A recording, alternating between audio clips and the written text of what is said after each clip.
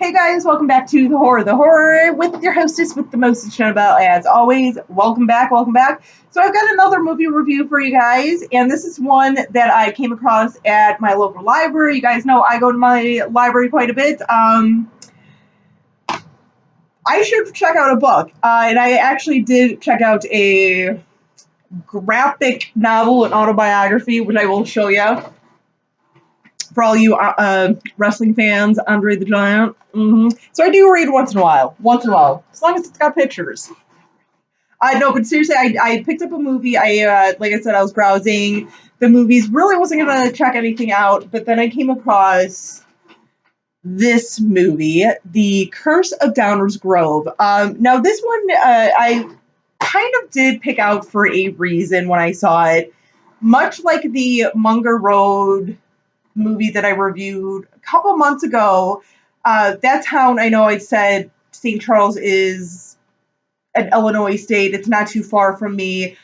Same thing with Downers Grove. That's an actual Illinois town. And once again, it's actually not that far. I think it's actually closer. Downers Grove is actually closer to my hometown than St. Charles by just a little bit.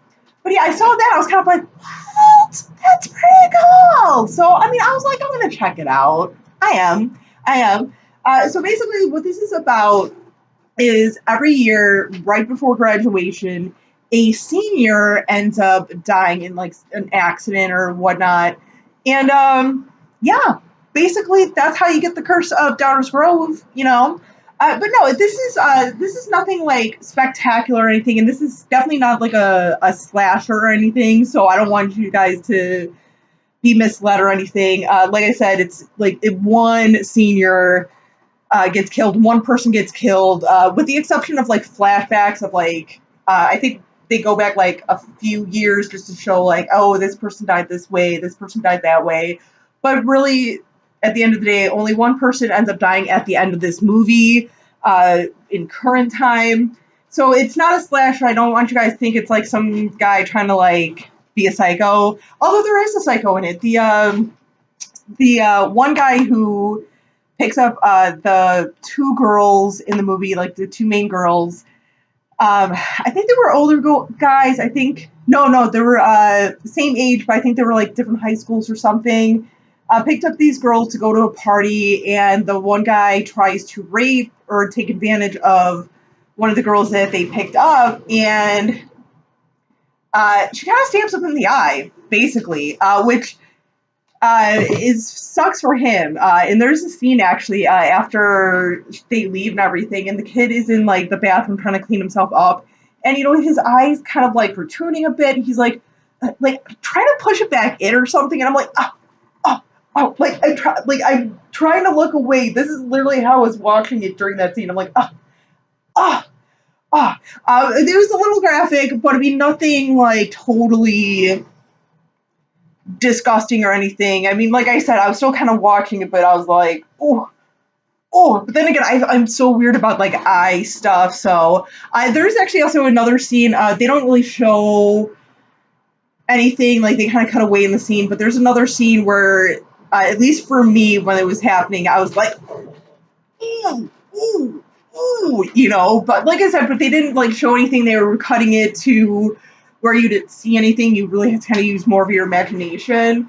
But you know, little things like that. Plus the guy who got the guy who got his eye stabbed out, basically, like I said, he's kind of like a psycho, and he basically turns into a psycho because, well, number one, if I got my eye stabbed out by someone, I'd be pretty, you know, I mean, rightfully so, he got his eye stabbed out, because like I said, he was trying to take advantage of a girl.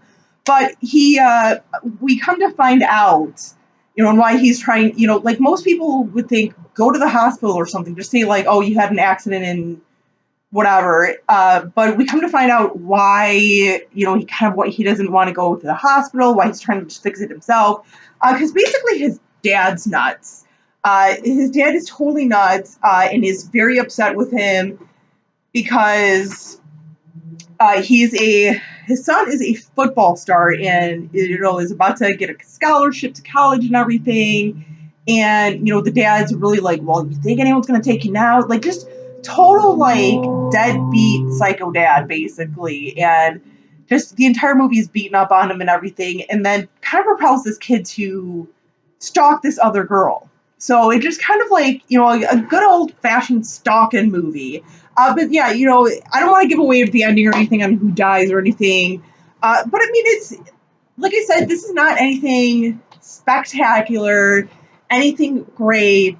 You know, I might enjoy just a little bit because of the fact that it was set in a town that I'm close by. But honestly, with that aside, honestly, like I said, honestly, it's not a horrible movie, not the greatest, but I mean, I would say it's kind of on the dumber side, kind of a teen drama, but honestly, I can see myself like watching this every so often, maybe picking it up from the library. Not necessarily one I would buy. I'll admit that I would not buy this one. I would say I'd probably get this one like I would say probably like an even 5 out of 10, like kind of like in the middle. You know, didn't really love it, didn't really hate it, but like I said, I would totally, you know, probably check this out again from the library, just check it out again. Or if I got it in like a horror pack, I wouldn't be totally disappointed in it. But yeah, yeah. But no, check this one out, you guys. Like I said, it's just a one of those movies. Just have like a fun, good time, just to kind of pop in a mediocre movie. So, but to check it out. And by the way, little side note, Helen Slater is in this, from Legend of Billie Jean, Supergirl, a terrible Supergirl movie from the 80s. I know she's been in a ton of other stuff, also is a musician. But check this one out, you guys. Like I said, if you want, check it out. Just have a good time. But you guys, until next time, as always, you know the routine. Stay creepy, classy, and a little bit sassy.